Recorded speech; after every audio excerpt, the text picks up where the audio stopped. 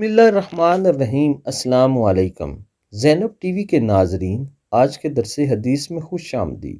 ناظرین اکرام، آج کے درس حدیث کا موضوع ہے گھر سے نکل کر یہ دعا پڑھیں۔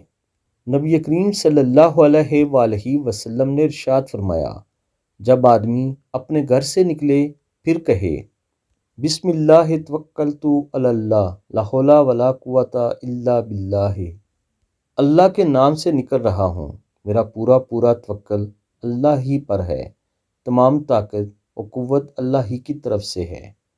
تو اس وقت اس سے یہ کہا جاتا ہے تجھے ہدایت ملی، تیری کفایت کی گئی اور تجھے بچا لیا گیا ہر بلا سے۔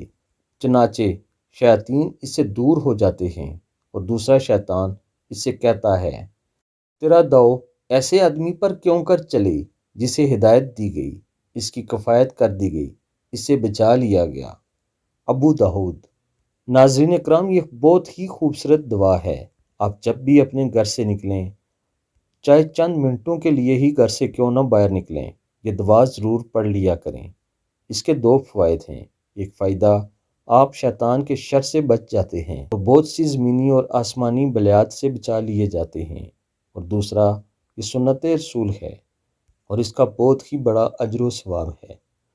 اللہ تعالیٰ آپ سب پر رحم فرمائے، آمین ثم آمین۔